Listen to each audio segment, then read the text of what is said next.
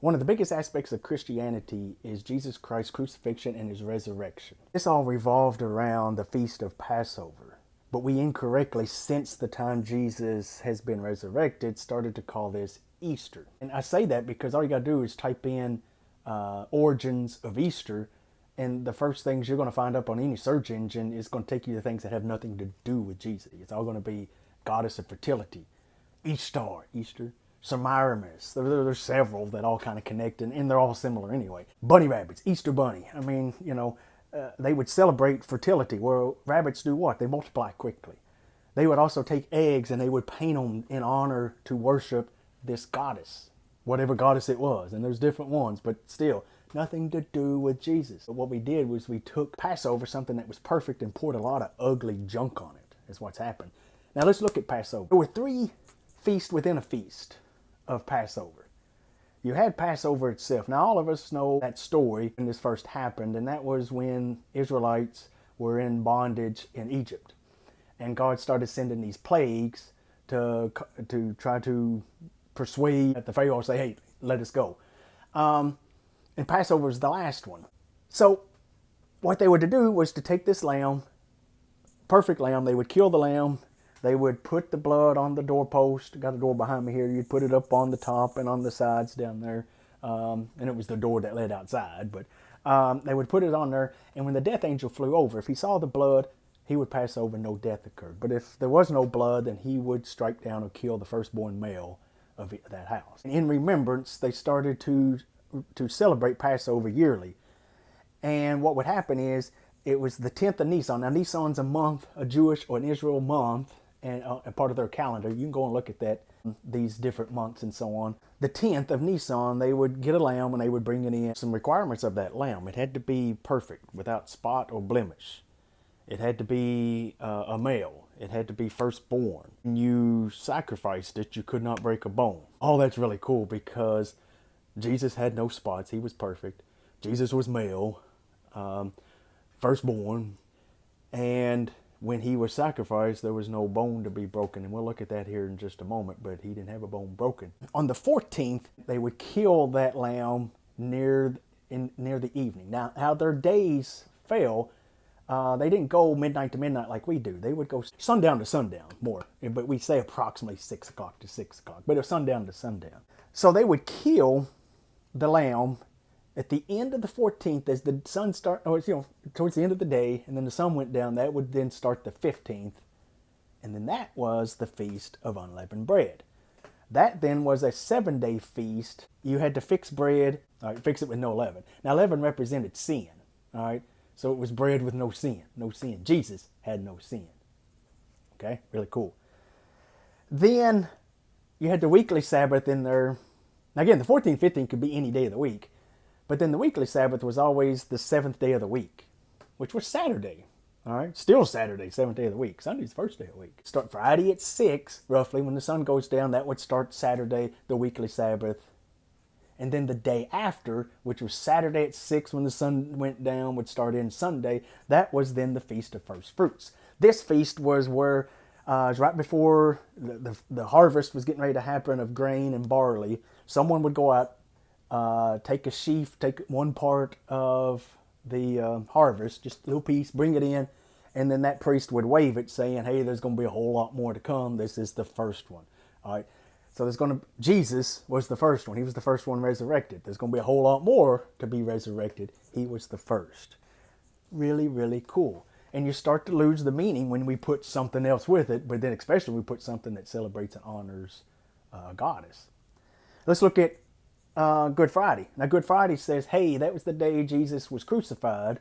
And then we say he rose again Sunday morning, right? A couple problems with that. It's the sign of Jonah. On to chapter 19, Matthew 12:40. And he said, I'll give you the sign of Jonah, just as the Jonah was in the well for 3 days and 3 nights, so will the Son of Man be in the earth for 3 days and 3 nights. I mean, he said it, so he meant it. 3 days, 3 nights. Well, let's take Friday. Even if we give him credit. Now, no one will argue that Jesus died somewhere around 3 o'clock. All right? You can read that in the accounts of the Gospels when Jesus was crucified, the 9th, the 6th and the 9th hour. That's all being gauged from 6 o'clock in the morning, sunrise. And so he died somewhere around that ninth hour, which is around 3 o'clock. All right. No one argues. You can type in right now, what time did Jesus die? And they're going to tell you somewhere around 3 o'clock. Nobody argues that. So he died somewhere around then, somewhere around 3. And so he goes into the tomb somewhere around sunset. Now we're going to look at why that had to happen in such a cool way here in just a second. But let's give the Good Friday people, let's just give them a little bit of wiggle room and say he went in Friday morning. He went into the tomb on Friday morning. All right, Friday morning to Saturday morning is 1 day and 1 night. Saturday morning to Sunday morning is 2 days, 2 nights. Well, they don't look like 3 days and 3 nights to me. So Good Friday should be thrown out. Now, just like your birthday, if it's the 31st, that can happen any day, Monday, Tuesday, Wednesday, Thursday, Friday. The 14th and 15th could be any day of the week. So Passover and the Feast of Unleavened Bread, those would be different days each year. Always the 14th and 15th, but it could be Monday, Tuesday. 1 year it might be Thursday, Friday. Now the weekly Sabbath, again, starting in as the sun goes down on Friday, that starts Saturday.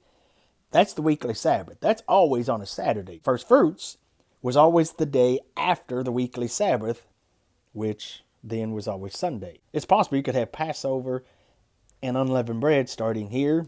Sometimes Passover and unleavened bread here, whatever. It could be anywhere. But this gets us into this amazing perfection. All right, 3 days, 3 nights. He said it.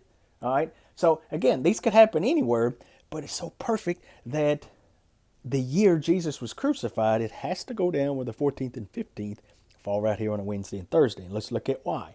He's got to be in the tomb 3 days and 3 nights. To fulfill the Feast of First Fruits, he's going to be coming out on this day. Right? He's going to be coming out right at Saturday sunset, as soon as the sun goes down. That's beginning Sunday. Let's look at the Feast of Unleavened Bread and the Feast of First Fruits. These were holy convocations. Any of these feasts you can read of them, but you also see about the holy convocations and what the stipulations were for that. That's Leviticus 23, Exodus 13, Numbers 28, Deuteronomy 16. And the holy convocations, basically, in a nutshell, was that you can't do any work, which would fall into part of the work being, but there's also part of the custom that if there was crucifixions going on, those bodies had to be off the cross before one of these holy convocations occurred. Now, if you're having a crucifixion here one of these days and there's no holy convocation the next day, it really didn't matter. But in a situation to where you're having a Sabbath day, we have the weekly Sabbath, but there's these other Sabbath days also, and there's several of them. And so these are the holy convocations. They're very similar, but they can happen at different times, and these are 2 of them here. Since we have one, if there's going to be a crucifixion going on here, they have to be off the cross and in the tomb before this day begins, which is basically, in this case, Wednesday at sunset. All right, because there could be no kind of work or anything going on. So that had to be taken care of. So if they have crucifixions on these days and somebody wasn't dead before the sun was getting ready to go down, they would go through and they would break their legs, speed up that process of them dying. They died because they couldn't breathe, and they would use their feet on that little post to kind of stand up, get a breath, and then they would go back down into a position they can't breathe. So they'd go around and break the legs so they couldn't rise up, and that would help kill them sooner. What's so awesome, when they was walking around getting ready to do that, and they checked Jesus, they thought, hey, he looks like he's dead. So they, instead of breaking his legs, they stabbed him, right? He didn't react. He's dead. No bone to be broken. That's amazing. All right, again, we know he died somewhere in the afternoon, somewhere around 3 o'clock. Again, this is the Passover. You had to kill it in the evening, which is right here.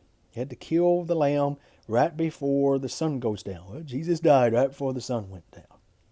All right, he's now the Passover. He goes into the tomb Wednesday at sunset. All right, he does not go in on Friday. He goes in on Wednesday at sunset, which begins Thursday. Again, let's call it Good Thursday. Let's don't call it Good Friday. Let's be accurate. He goes in, he becomes the Feast of Unleavened Bread because there's no sin. All right. So he goes in Wednesday at sunset, but it begins Thursday. So as we look at this is Thursday night, and then here's the day of Thursday. That's 1 day and 1 night. Okay, 1 day and 1 night. Friday becomes 2 days and 2 nights. Saturday becomes 3 days and 3 nights. And at Saturday at sunset, which ushers in Sunday, he rises again.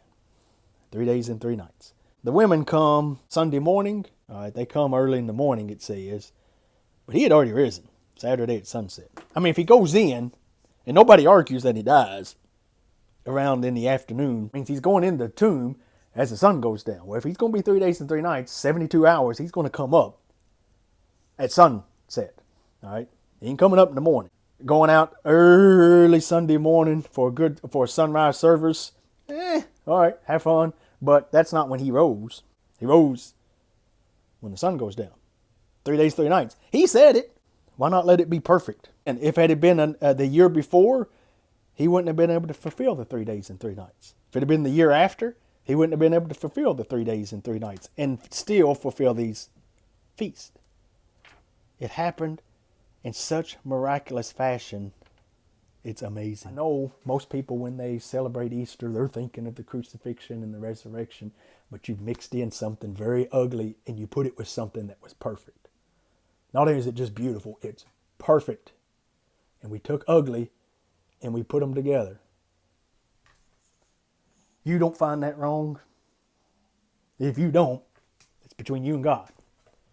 Took ugly, put it with perfect, and we got Easter.